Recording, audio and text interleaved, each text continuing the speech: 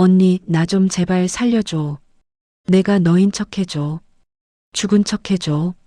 10년째 연락이 끊겼던 쌍둥이 동생 수연이가 남긴 쪽지였습니다. 몇 년째 식물인간으로 누워 손가락 하나 까딱 못한다던 동생이 대체 어떻게 이런 글을 쓴 걸까요? 기름때 묻은 작업복 차림으로 달려온 성현이가 떨리는 손으로 동생의 이름을 불러보자 굳게 감긴 수연이의 눈 사이로 뜨거운 눈물 한 줄기가 흘러내렸습니다. 이 아이는 살아 있었습니다. 아니, 살아남기 위해 이 차가운 병실에서 몇 년을 죽은 척 버티고 있었던 겁니다. 도대체 무엇이, 누구의 시선이 두려워서 눈조차 뜨지 못한 채 박제가 되어 있었던 걸까요? 이 화려한 VIP 병실 안에는 절대 세상에 나와서는 안 될 추악하고 잔인한 비밀이 숨겨져 있었습니다. 사연이 시작되기 전에 구독과 좋아요를 눌러주세요. 여러분의 응원이 큰 힘이 됩니다. 지금 여러분이 계신 곳을 댓글로 남겨주시면 여러분의 앞날에 평화와 행복이 가득하시길 진심으로 빌어드리겠습니다. 공장에서 2교대를 뛰며 오로지 앞만 보고 달려온 저에게 운명이 가장 가혹한 숙제를 던진 건 바로 그날이었습니다. 안녕하세요. 저는 경기도의 한 자동차 부품 공장에서 6년째 밤낮 없이 일하며 살고 있는 서성현이라고 합니다. 저에겐 남들에게 말 못할 아주 소박한 꿈이 하나 있었어요. 딱 6년만 정말 죽었다 생각하고 이 악물고 돈을 모아서 공기 좋은 시골로 내려가 사과나무 서너 그루 심고 조용히 사는 거였죠. 남들이 힘들다고 도망치는 2교대 근무, 전 오히려 고마웠습니다. 귀가 먹먹해지는 거대한 기계 소음 속에 있으면 과거의 아픈 기억이나 잡생각이 싹 사라졌거든요. 기름때 묻은 작업복에 쇳가루 날리는 천장이 제 세상의 전부였지만 통장에 찍히는 숫자를 보며 하루하루 버텼습니다. 그런데 어느 날 오후였어요. 공장의 거대한 환풍기가 덜덜거리며 돌아가는 소리 사이로 제 주머니 속 휴대폰이 미친 듯이 진동하더군요. 서성연 씨 되시죠? 여기 서울 성모병원입니다. 동생 수연 씨가 위독합니다. 지금 당장 병원으로 오셔야 할 것 같아요. 동생 수연이. 그 이름을 듣는 순간 들고 있던 스패너가 바닥으로 챙강 떨어졌습니다. 10년 전이었죠. 대한민국 상위 0.1%라는 재벌가 강진욱 전무와 결혼하면서 언니, 미안해. 하지만 난 이제 다른 세상 사람이야. 우리 다신 보지 말자라며 차갑게 뒤돌아섰던 그 독한 계집애였습니다. 그런 동생이 식물인간이 되어 병원에 누워 있다니요. 부랴부랴 달려간 병원 VIP실은 제가 사는 연립주택과는 전혀 다른 세상이었습니다. 하지만 그 화려한 방 한가운데 놓인 침대 위에는 도저히 제 동생이라고 믿기지 않는 형체가 누워 있었습니다. 한때 이름처럼 빼어나고 아름다웠던 수연이는 온데간데 없고 뼈만 남은 앙상한 몸에 수십 개의 줄을 달고 겨우 숨만 몰아쉬는 박제가 되어 있었습니다. 수연아, 이게 어떻게 된 거야, 수연아. 제가 울먹이며 동생의 차가운 손을 잡은 순간이었습니다. 미동도 없던 수연이의 손가락 끝이 미세하게 떨리는 게 느껴졌어요. 공장에서 정밀 부품을 만지며 아주 작은 진동까지 감지해온 제 손끝이 말해주고 있었습니다. 수연이는 지금 저를 느끼고 있다고 말이죠. 그때였습니다. 수연이가 꽉 쥐고 있던 주먹 안에서 아주 작게 구겨진 종이 쪼가리 하나가 제 손바닥으로 툭 떨어졌습니다. 저는 가슴이 뛰는 걸 억누르며 남들 눈을 피해 재빨리 종이를 펼쳤습니다. 그곳엔 병원 처방전 뒷면을 거칠게 찢어 만든 조각 위에 연필로 꾹꾹 눌러 쓴 우리 자매만의 암호가 적혀 있었습니다. 1122. 언니, 내가 되어줘. 남편이 나를 죽이려 해. 나 지금 의식 있는 거 들키면 진짜 죽어. 언니, 제발 나 좀 살려줘. 1122. 그건 어린 시절 술만 마시면 때리던 아버지를 피해 장독대 뒤에 숨어 있을 때 우리가 생존을 확인하며 나누던 비밀번호였습니다. 온몸에 소름이 쫙 돋더군요. 제 동생은 식물인간이 아니었습니다. 자신을 죽이려는 남편 강진욱의 감시 아래서 살아남기 위해 시체처럼 숨을 죽이고 박제가 되는 연기를 하고 있었던 겁니다. 얼마나 무서웠을까요? 눈을 감고 누워있는 매 순간 자신을 죽이려는 남자의 숨결을 느끼며 비명조차 지르지 못했을 그 지옥 같은 시간들. 눈물이 뺨을 타고 흘러내렸지만 저는 얼른 닦아냈습니다. 동생이 이토록 처절하게 버텼다면 이제는 언니인 제가 답할 차례였습니다. 수연아, 걱정 마. 내가 겪은 그 지옥, 이제 언니가 대신 들어가 줄게. 내가 내 이름으로 숨어 언니가 내 가면을 쓰고 그 괴물들을 하나하나 찢어발겨 줄 테니까. 그때였습니다. 병실 문 너머로 묵직하고 규칙적인 구두 소리가 들려왔습니다. 포식자의 발소리였습니다. 저는 본능적으로 동생의 손을 놓고 허리를 꼿꼿이 세웠습니다. 이제 곧 제 동생을 이 지경으로 만든 남자 강진욱을 마주할 시간입니다. 공장에서 6년을 버틴 제 인내심과 도끼가 이제 가장 날카로운 복수의 칼날이 되어 그 남자의 목을 겨눌 준비를 마쳤습니다. 병실의 자동문이 무거운 기계음을 내며 열렸습니다. 그 틈을 비집고 들어온 건 사람의 온기가 아니라 북극의 얼음장보다 더 시린 서늘한 공기였어요. 복도를 울리던 그 규칙적인 구두 소리가 멈춘 곳에는 맞춤 정장을 빈틈없이 차려입은 사내가 서 있었습니다. 수연이의 남편이자 이 거대한 비극의 설계자인 강진욱 전무였죠. 그는 문가에 서서 잠시 저를 응시했습니다. 185cm가 넘는 장대한 체구가 병실 조명을 등지고 서 있으니 거대한 그림자가 침대 위까지 드리워지더군요. 얼굴은 조각처럼 수려했지만 그 눈빛은 박제된 맹수처럼 기괴할 정도로 고요했습니다. 처형이 오셨군요. 낮게 깔린 목소리가 제 귓가를 긁고 지나갔습니다. 슬픔이나 반가움 따위는 한 톨도 섞이지 않은 마치 정해진 대사를 읊는 로봇 같은 어조였죠. 그는 천천히 다가왔습니다. 그가 한 걸음씩 내디딜 때마다 제 코끝엔 고가의 향수 냄새와 피비린내 같은 서늘한 향이 섞여 들었습니다. 저는 본능적으로 주먹을 꽉 쥐었습니다. 공장에서 거친 기계들을 상대하며 단련된 배짱이었지만 이 남자가 뿜어내는 압도적인 위압감 앞에서는 당줄기에 식은 땀이 흐르더군요. 하지만 저는 시선을 피하지 않았습니다. 수연이가 죽은 척하며 버티고 있는 이 침대를 지켜야 한다는 생각뿐이었으니까요. 수연이가 이 지경이 될 때까지 제부께서는 대체 뭘 하신 겁니까? 제 목소리가 파르르 떨리며 튀어나왔습니다. 강진욱은 침대맡에 멈춰서서 마치 고장난 인형을 내려다보듯 수연이의 얼굴을 무심히 바라보더군요. 그러더니 그의 긴 손가락이 수연이의 하얀 뺨을 스치듯 만졌습니다. 그건 다정한 애무가 아니었어요. 물건의 상태를 확인하는 주인의 손길이었죠. 불행한 사고였습니다. 빗길에 차가 미끄러졌고 수연이는 운이 없었죠. 그가 고개를 돌려 저를 똑바로 쳐다보는데 그 눈동자는 깊이를 알 수 없는 심연 같았습니다. 감정이 거세된 그 눈을 마주하는 순간 저는 온몸의 털이 곤두서는 공포를 느꼈습니다.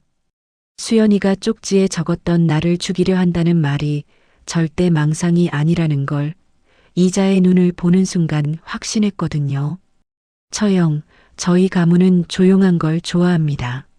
수연이가 이렇게 누워있는 것도 가슴 아픈 일인데 외부에서 시끄러운 소리가 들리는 건 원치 않아요. 그는 주머니에서 고급 가죽 장갑을 꺼내 끼며 말을 이었습니다. 공장에서 고생이 많으시다고 들었습니다. 수연이 치료비는 걱정 마시고 처형은 다시 그 조용한 일상으로 돌아가시죠. 여기는 제가 알아서 관리하겠습니다. 관리라는 그 단어에 힘이 실리는데 소름이 쫙 끼쳤습니다. 그건 보호하겠다는 약속이 아니었어요. 동생을 자신의 통제 아래 가두고 서서히 숨통을 끊겠다는 선전포고였죠. 강진욱의 그 장갑 낀 손이 수연이의 산소호흡기 줄 근처를 배회하는데 당장이라도 그 줄을 움켜쥐고 비틀어버릴 것만 같은 긴장감이 병실 안을 가득 채웠습니다. 그때 강진욱의 뒤로 한 여자가 나타났습니다. 몸에 딱 붙는 정장을 입고 짙은 붉은색 립스틱을 바른 비서 유리였죠. 그녀는 강진욱의 그림자처럼 서서 침대에 누운 수연이를 경멸 어린 시선으로 훑어내렸습니다.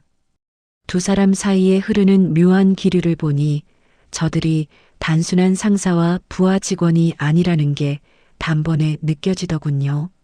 강진욱은 떠나기 전 제 어깨에 손을 올렸습니다. 두꺼운 가죽 장갑 너머로 느껴지는 온기 없는 압력이 제 어깨뼈를 으스러뜨릴 듯 눌러왔습니다. 처형, 현명한 분이라 믿습니다. 동생을 사랑하신다면 다시는 이 병실에 나타나지 않는 게 수연이를 위한 길일 겁니다. 아시겠습니까? 명백한 협박이었습니다. 그들이 나가고 문이 닫힌 뒤에도 저는 한참 동안 숨을 쉴 수가 없었습니다. 그가 남기고 간 차가운 공기와 압도적인 공포가 여전히 방 안을 떠돌고 있었거든요. 저는 떨리는 손으로 제 어깨를 감싸쥐었습니다. 그리고 결심했습니다. 6년 뒤에 평화로운 시골 생활, 사과나무가 자라는 마당, 그런 건 이제 사치였습니다. 저 괴물 같은 남자에게서 동생을 빼내기 위해서는 제가 직접 저 괴물의 소굴로 기어 들어가야만 했습니다. 강진욱, 내가 내 동생을 박제하려 했다면 나는 내 눈앞에서 그 박제를 깨부수고 내 목을 조여주마.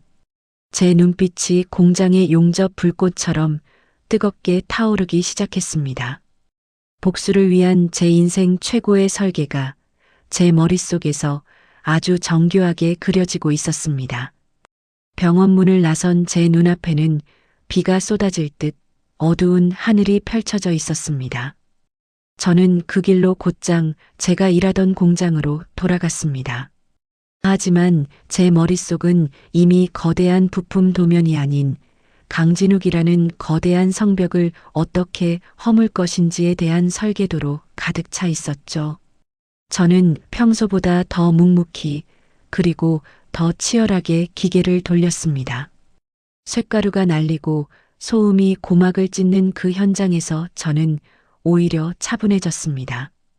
아주 작은 공정 순서 하나라도 틀리면 기계가 멈춰버리는 곳에서 보낸 지난 6년의 시간은 저를 세상에서 가장 치밀한 전략가로 만들어 놓았으니까요. 우선 저는 수연이의 주변을 조사하기 시작했습니다. 낮에는 기름때 묻은 작업복을 입고 부품을 깎았고 밤에는 잠을 줄여가며 동생이 남긴 흔적들을 추적했습니다.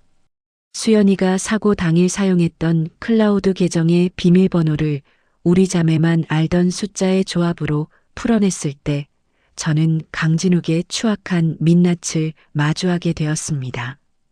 거액의 비자금 세탁 내역 그리고 비서 유리와 나눈 노골적인 불륜의 증거들까지 수연이는 이 독이 든 성배를 들고 강진욱을 압박하려다 역으로 사냥을 당했던 겁니다. 치밀해야 해. 단 1mm의 오차도 허용되지 않는 정밀 부품처럼 저는 거울을 보며 매일 아침 중얼거렸습니다. 그리고 제 전 재산을 인출했습니다. 6년 동안 먹고 싶은 것 참아가며 시골에 사과나무 심으려고 모았던 그 소중한 피 같은 돈 말입니다. 그 돈은 이제 제 사과나무가 아니라 동생을 구하기 위한 전쟁 자금이 되었습니다. 저는 돈 앞에선 질문을 던지지 않는 사설 구급차 팀을 섭외했고 병원의 비상전력 배선도를 통째로 외워버렸습니다. 공장에서 기계 회로를 만지던 저에게 병원 배전반을 파악하는 건 그리 어려운 일도 아니었죠. 결전의 날은 예보에도 없던 폭우가 쏟아지는 목요일 밤으로 정했습니다.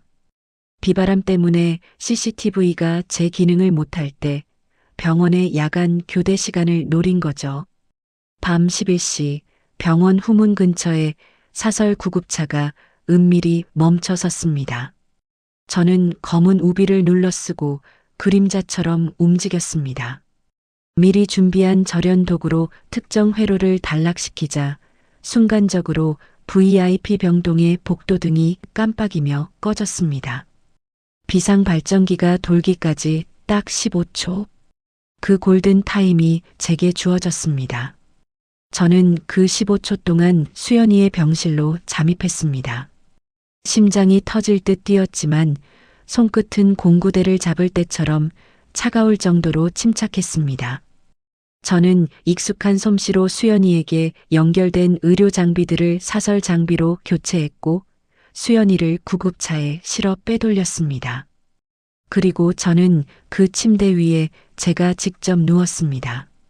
수연이와 똑같은 길이로 머리카락을 자르고 동생의 환자복을 입은 채 말이죠. 수연아, 조금만 기다려. 언니가 다 끝내고 데리러 갈게.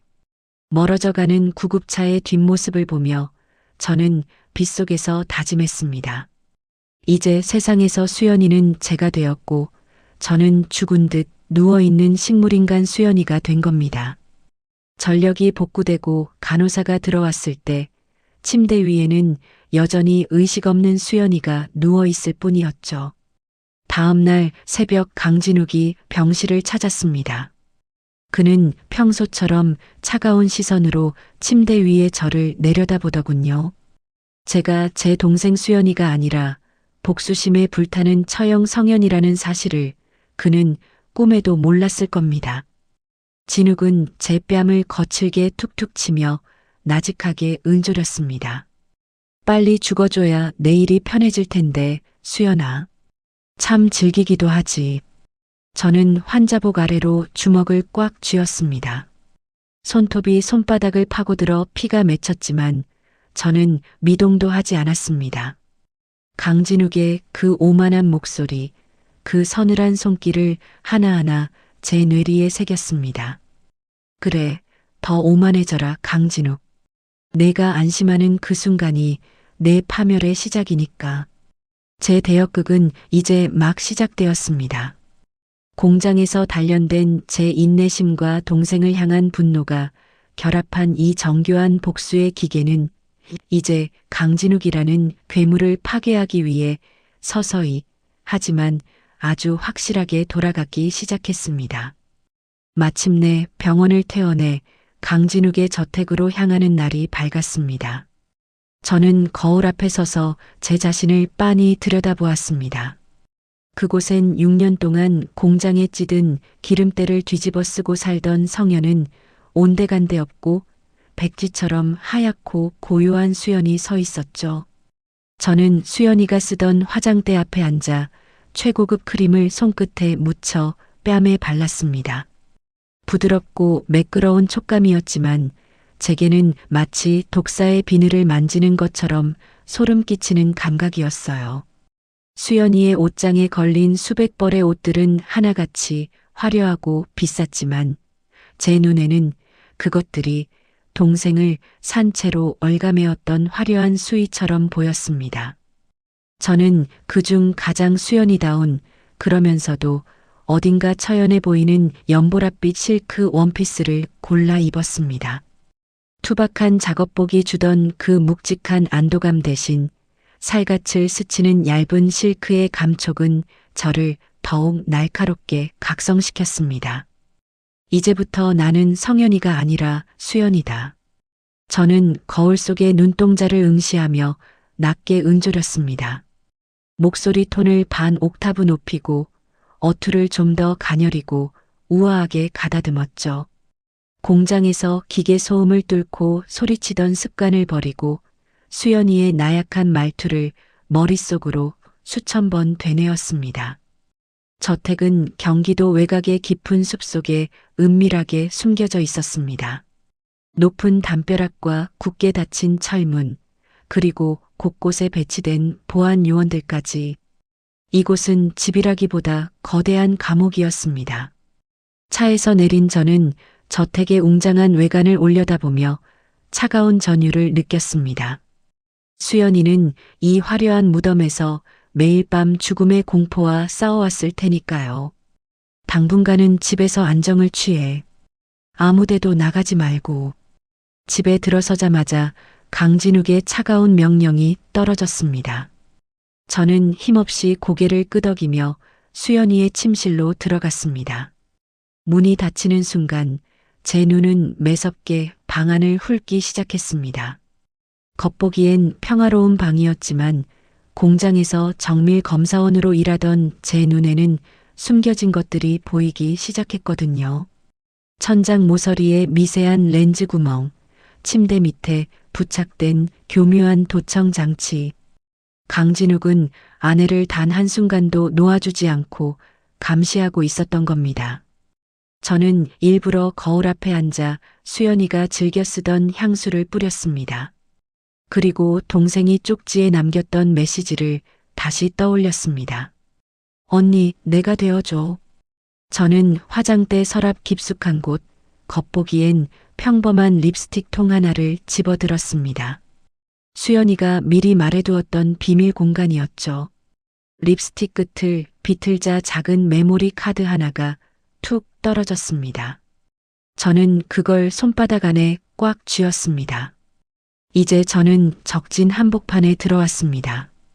거울 너머로의 침투는 성공적이었지만 이제부터는 단 한 번의 사소한 습관, 단 한마디의 실수만으로도 모든 것이 물거품이 될 수 있는 외줄 타기가 시작된 거예요. 밤이 깊어지자 문 밖에서 강진욱의 묵직한 구두 소리가 들려왔습니다. 저는 침대에 누워 숨을 죽였습니다. 문이 열리고 방 안으로 강진욱의 서늘한 그림자가 길게 드리워졌습니다. 그는 침대 곁으로 다가와 잠든 척하는 제 얼굴을 한참 동안 내려다보더군요. 그 시선은 마치 먹잇감을 확인하는 뱀처럼 끈적하고 위험했습니다. 어서 와, 강진욱. 내가 만든 이 지옥에 진짜 악마가 누구인지 내가 똑똑히 보여줄게. 저는 감은 눈꺼풀 아래서 이를 악물었습니다. 6년 동안 공장에서 단련된 제 인내심이 이제는 가장 날카로운 복수의 칼날이 되어 강진욱의 목을 정조준하고 있었습니다. 저택에서의 첫 일주일은 그야말로 소리 없는 전쟁이었습니다. 강진욱은 제가 정말 기억을 잃은 수연인지 확인하려고 사방에 덫을 놓았죠. 식탁 위에 수연이가 평소 알레르기가 있던 음식을 아무렇지 않게 올리거나 수연이만 알 법한 집안 집기들의 위치를 툭툭 물어보곤 했습니다. 하지만 그 남자가 간과한 게 하나 있었어요. 저는 6년 동안 공장에서 수만 장의 도면을 암기하고 미세한 기계 결함을 눈썰미로 잡아내던 숙련공이라는 사실을요. 저는 이곳에 들어오기 전 수연이의 일기와 사진, 소지품을 낱낱이 분석해서 그 아이의 모든 습관을 제 뇌리에 각인시킨 상태였습니다. 이제 방어만 할 때는 지났습니다. 저는 공세로 전환하기로 했죠. 저는 공장에서 익힌 전기회로 지식을 이용해 이 저택의 스마트홈 시스템에 미세한 균열을 냈습니다. 공장 기계 설비를 만지던 솜씨로 저택의 메인 서버를 건드리는 건 제게 그리 어려운 일도 아니었거든요. 깊은 밤 강진욱이 서재에서 비자금 장부를 검토하고 있을 때였습니다. 갑자기 서재 조명이 파르르 떨리며 어두워지더니 스피커를 통해 기분 나쁜 잡음이 섞인 클래식 음악이 흘러나오기 시작했습니다. 수연이가 사고를 당하던 날 차 안에서 듣고 있었다던 그 처연한 슈베르트의 곡이었죠. 누구야? 누구냐고. 강진욱의 비명 섞인 외침에 음악은 거짓말처럼 뚝 멈췄습니다. 그가 서둘러 거실로 뛰쳐나왔을 때 저는 연보랏빛 실크 잠옷을 입고 멍한 눈으로 창밖을 응시하며 서 있었습니다. 여보, 음악 소리 들리지 않았어요? 수연이가 참 좋아하던 곡인데. 저는 일부러 제 자신을 수연이라고 부르며 몽유병 환자 같은 목소리로 중얼거렸습니다. 강진욱의 눈동자가 눈에 띄게 흔들리더군요. 그는 합리적인 인간인 척했지만 자기가 저지른 죄악의 그림자 앞에서는 본능적인 공포를 느끼는 겁쟁이에 불과했습니다. 다음 날은 한 단계 더 나아갔습니다. 강진욱의 내연녀인 비서 유리가 저택을 찾아왔을 때였죠. 그녀는 안주인이라도 된 양 거실 소파에 거만하게 앉아 저를 조롱하듯 쳐다보더군요. 수연 씨, 기억이 안 난다니 참 편하겠어요. 그날 사고 현장에 누가 있었는지도 다 잊은 건가요? 그 도발에 저는 가만히 미소 지었습니다. 그러고는 유리의 귀 밑에 대고 아주 낮고 서늘한 목소리로 속삭였죠. 공장의 거대한 분쇄기 소음보다 더 위협적인 목소리로요. 유리 씨, 당신 차 조심해야겠어. 브레이크 오일이 새고 있더라고. 수연이가 당했던 것처럼. 당신도 비 내리는 날 길 위에서 춤을 추게 될지 모르잖아. 유리의 얼굴에서 핏기가 싹 가시는 게 보이더군요. 사실 전 새벽에 몰래 주차장에 내려가 유리의 차에 미세한 조작을 해둔 상태였습니다. 공장에서 기름때 묻히며 익힌 제 기술은 이제 누군가를 죽음의 공포로 몰아넣는 가장 정교한 무기가 되어 있었습니다. 강진욱은 점점 피폐해져 갔습니다. 밤마다 저택 어딘가에서 들려오는 정체 모를 구두 소리, 거울에 적혔다 사라지는 어린 시절의 암호 1122, 그리고 수연이의 목소리로 걸려오는 발신번호 제한 전화들까지. 저는 저택의 폐쇄회로와 통신망을 장악해서 강진욱을 거대한 심리적 감옥에 가두어 버렸습니다. 당신 대체 정체가 뭐야? 당신 정말 수연이 맞아? 어느 날 밤 술에 취해 방으로 들이닥친 강진욱이 제 멱살을 잡았습니다. 저는 겁먹은 표정 대신 단단하고 차가운 눈빛으로 그를 쳐다보았습니다. 그러고는 그의 귓가에 단 한마디를 내뱉었죠. 1122. 여보, 이 숫자가 무슨 뜻인지 알아? 우리가 처음 만난 날도 당신 생일도 아니야. 당신이 나를 죽이려 했던 그 장소의 좌표지. 강진욱의 손이 힘없이 풀리며 바닥으로 떨어졌습니다. 저는 주저앉은 그를 내려다보며 속으로 웃었습니다. 이제 사냥개는 사냥감의 냄새를 완벽히 맡았습니다. 공장에서 6년을 버틴 제 인내심은 이제 그 결실을 보려 하고 있었습니다.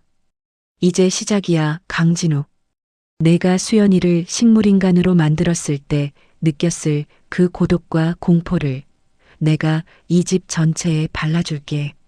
제 그림자가 달빛을 받아 저택 벽면에 길게 드리워졌습니다.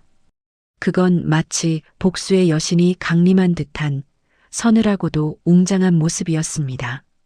저택은 이제 더 이상 강진욱의 요새가 아니었습니다. 저에게 이곳은 거대한 공정 라인과 같았죠. 원료를 넣고 공정을 거쳐 불량품을 걸러내듯 저는 강진욱과 유리 사이에 의심이라는 불량품을 심어 그들의 관계를 통째로 파괴하기 시작했습니다. 어느 날 오후였어요. 저는 거실 한복판에 앉아 수연이의 일기를 한 글자 한 글자 필사하고 있었습니다. 현관문이 열리고 강진욱이 들어오는 소리가 들렸지만 저는 고개조차 들지 않았죠. 지금 뭐 하는 거지? 강진욱의 목소리에는 이제 예전 같은 권위가 없었습니다. 신경질적인 불안함만 짙게 배어 있었죠. 저는 천천히 고개를 들어 그를 보며 수연이가 평소 지었던 가장 슬픈 미소를 지어 보였습니다. 여보, 유리가 보낸 이메일. 정말인가요? 나를 사랑한 게 아니라 내 지분이 필요했던 거라고 적혀 있는데 제가 내민 태블릿 PC에는 유리의 계정으로 발송된 조작된 메일이 띄워져 있었습니다.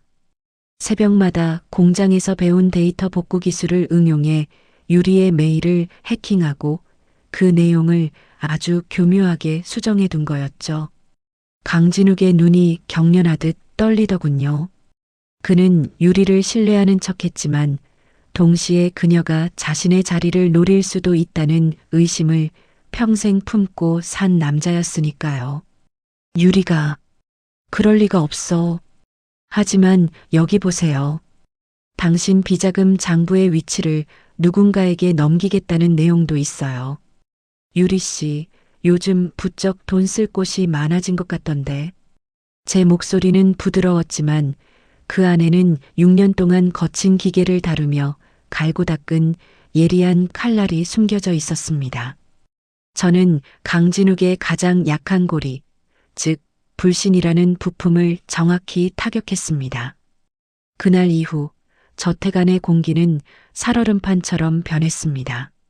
강진욱은 유리를 감시하기 시작했고 유리는 영문도 모른 채 차가워진 그의 태도에 히스테리를 부렸죠. 저는 그들이 거실에서 서로를 향해 고함을 지르고 비난을 퍼부을 때 주방에서 차분하게 차를 내렸습니다.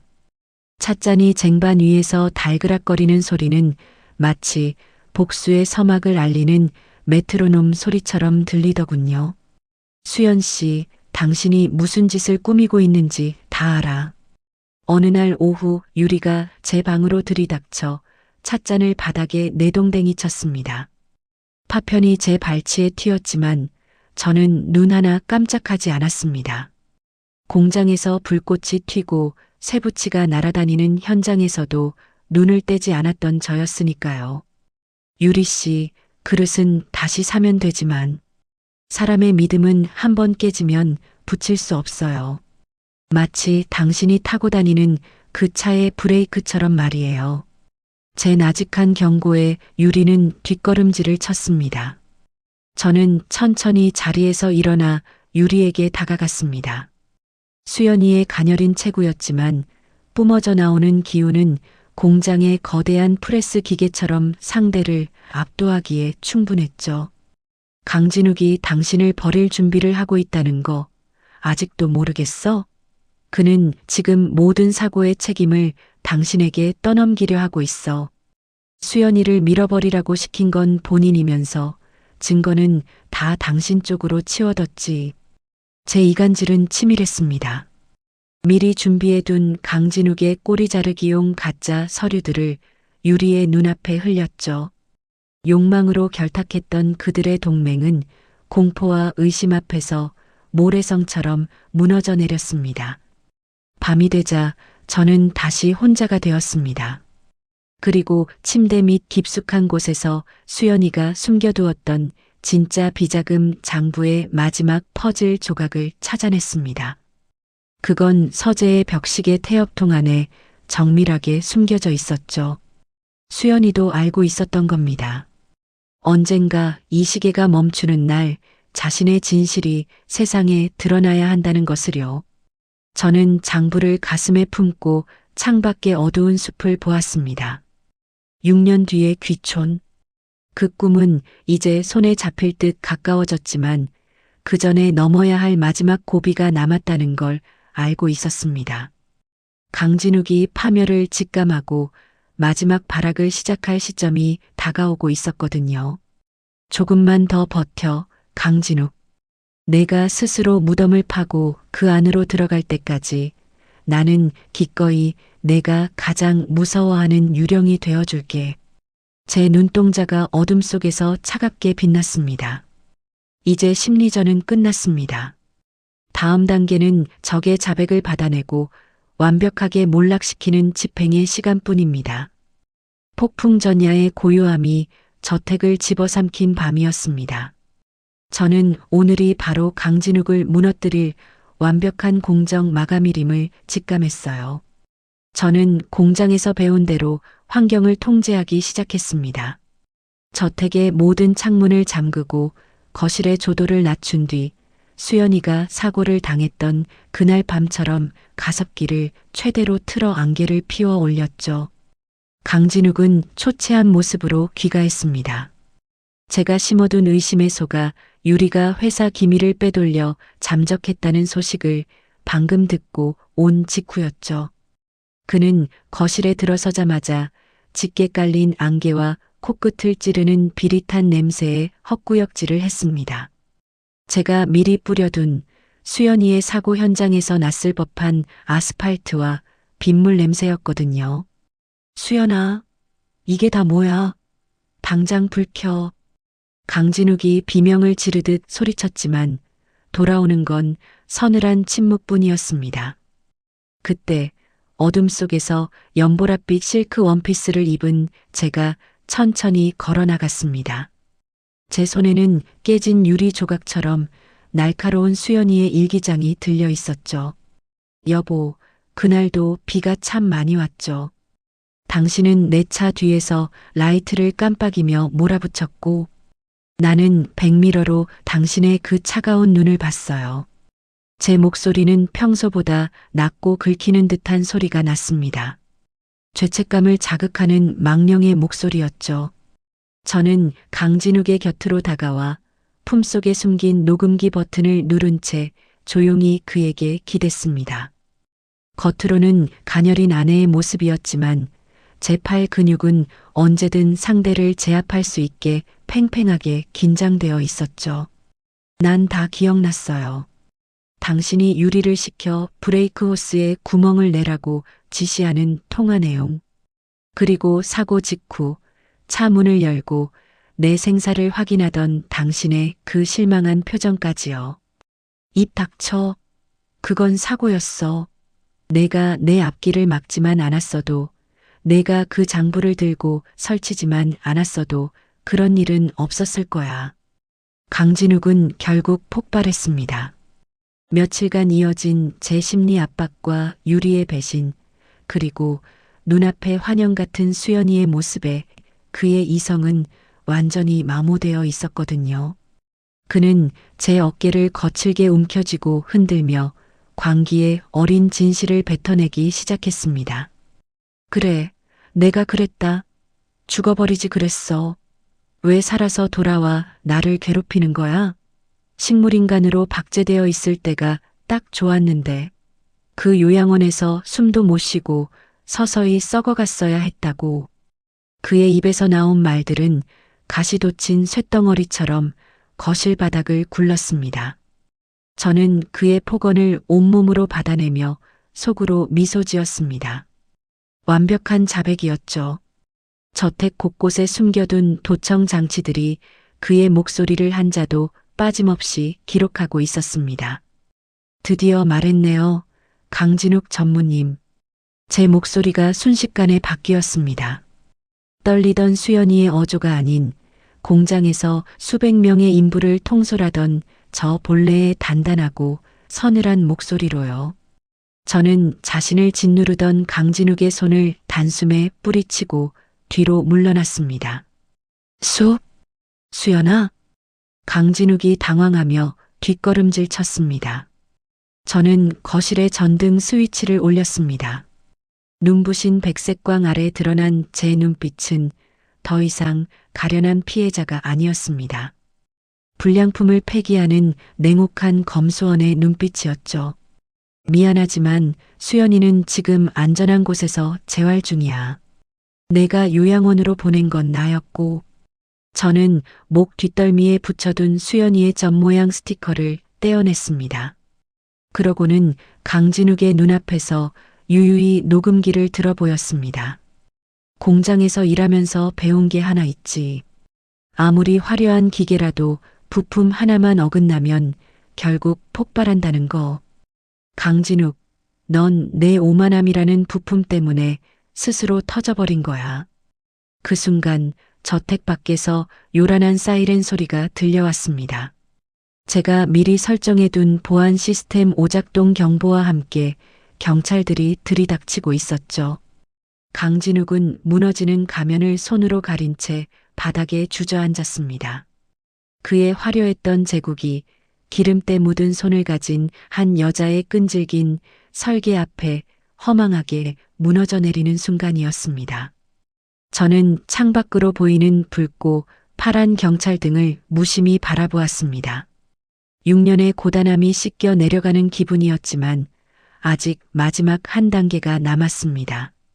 동생 수연이와 함께 이 지옥의 잔해를 밟고 당당히 걸어나가는 것 말입니다.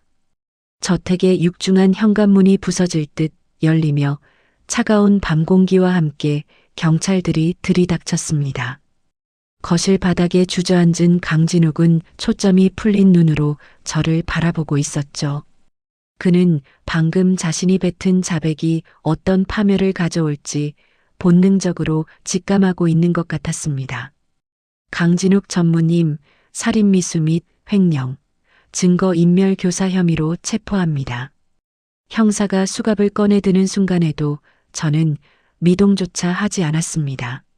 마치 공장의 컨베이어 벨트 끝에서 완제품의 합격 여부를 판정하는 검수원처럼 아주 차갑고 건조한 시선으로 그 남자를 내려다보았죠.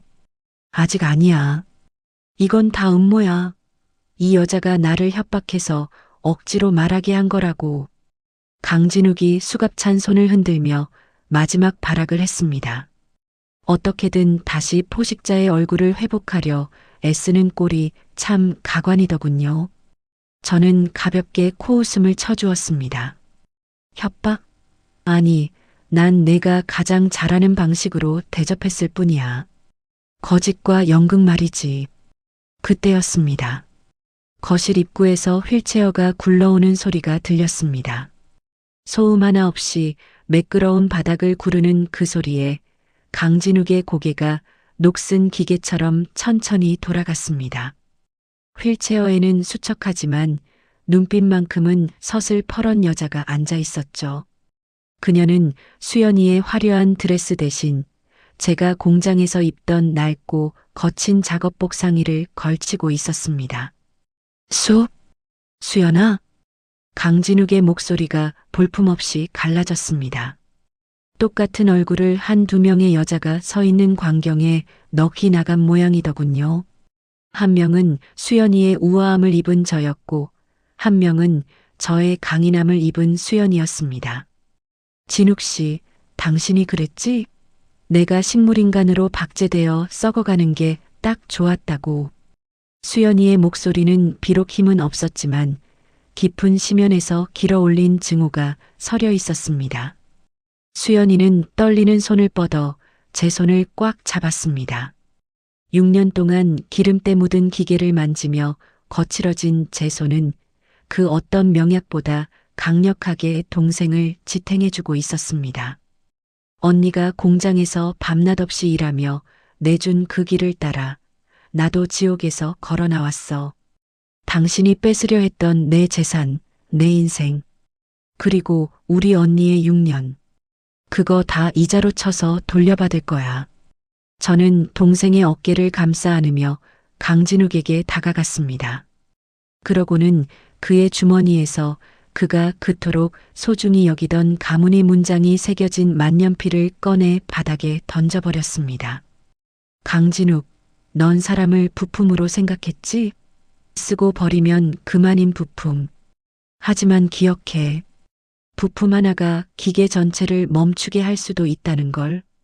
내가 무시했던 그 공장 노동자 처형이 내 완벽한 인생을 어떻게 폐기 처분했는지 똑똑히 봐. 저는 미리 준비해둔 USB와 비자금 장부 원본을 형사에게 건넸습니다.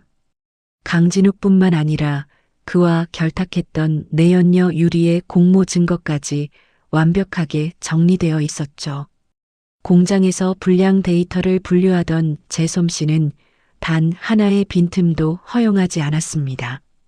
강진욱은 괴성을 지르며 질질 끌려나갔습니다. 그가 사라진 거실에는 정막만이 남았죠. 화려한 조명과 대리석 바닥하지만 그곳은 이제 더 이상 누군가의 감옥이 아니었습니다. 저는 긴 숨을 내뱉었습니다. 6년 동안 심장을 짓누르던 무거운 소음이 비로소 잦아드는 기분이었습니다. 저는 수연이의 휠체어 곁에 무릎을 굽히고 앉아 동생의 마른 뺨을 어루만졌습니다. 수연아, 이제 끝났어. 이제 진짜 우리 집으로 가자. 언니, 이제 공장 그만둬도 되는 거지? 우리 이제 사과나무 심으러 가는 거지? 수연이의 물음에 저는 처음으로 아이처럼 환하게 웃었습니다. 땀과 기름 냄새 대신 비로소 흙내음 가득한 미래가 우리 눈앞에 선명하게 그려지고 있었습니다. 저는 수연이를 품에 꼭 안았습니다. 두 사람의 심장 박동이 똑같은 리듬으로 뛰고 있었죠. 그건 파괴된 기계가 다시 돌아가는 소리가 아니라 멈췄던 우리 삶이 다시 시작되는 고동 소리였습니다. 강진욱의 제국이 무너지는 소리는 요란했지만 제 일상은 다시 평소처럼 고요해졌습니다. 재판은 예상대로 흘러갔죠. 제가 공장에서 단련된 꼼꼼함으로 수집한 증거들은 강진욱과 유리의 숨통을 완벽히 끊어놓았고 그들은 다시는 햇빛을 보기 힘든 곳으로 유폐되었습니다. 수연이는 남편의 비자금과 가문에서 빼앗겼던 지분을 모두 되찾았습니다. 하지만 저에게 그 막대한 돈보다 더 소중했던 건 바로 제 이름 서성현을 되찾은 일이었습니다. 그로부터 몇 달 후, 저는 6년 동안 몸담았던 공장을 마지막으로 찾았습니다. 동료들은 화려한 재벌가 안주인의 언니가 된 저를 신기하게 바라보았지만 저는 평소와 다름없는 무표정하고 단단한 얼굴로 제 사물함을 비웠습니다. 낡은 작업복을 가방에 넣으며 저는 지난 시간들이 남긴 손바닥에 굳은 살을 천천히 쓸어보았습니다. 이 굳은 살은 저에게 흉터가 아니라 동생을 구하고 제 자신을 지켜낸 훈장이었으니까요. 언니, 이 집 정말 마음에 들어. 공기도 너무 달콤하고. 수연이의 목소리에 저는 고개를 들었습니다. 저희 자매가 도착한 곳은 강원도 어느 산자락에 위치한 작은 돌담집이었습니다. 수연이의 돈으로 산 대저택도 강진욱이 소유했던 화려한 별장도 아니었죠. 제가 6년 동안 공장에서 2시프트를 뛰며 잠 아껴가며 모았던 그 소박하고 피 같은 돈으로 직접 마련한 집이었습니다. 수연이는 이제 휠체어 없이도 제법 천천히 걸음을 내딛고 있습니다. 재활은 눈물이 날 만큼 고통스러웠지만 언니가 공장에서 버틴 6년에 비하면 아무것도 아니라며 수연이는 매번 웃곤 했죠. 저희 자매는 마당 한가운데에 묘목 2그루를 심었습니다. 제가 쇳가루 마셔가며 그토록 꿈꾸던 사과나무였습니다. 언니 6년 동안 정말 고생 많았어. 이제는 기계 소리 말고 새소리 들으면서 자도 돼. 수연이가 제 어깨에 가만히 고개를 기댔습니다. 저는 멀리 보이는 산등성이에 붉게 물드는 노을을 바라보았습니다. 공장의 붉은 쇳물보다 훨씬 더 따뜻하고 부드러운 빛이었죠. 제 귀초는 아직 미완일지도 모릅니다. 복수의 기억은 여전히 밤마다 환청처럼 들려오고 잃어버린 10년의 공백은 채워야 할 일기로 가득 남아 있으니까요. 하지만 저는 더 이상 불안하지 않습니다.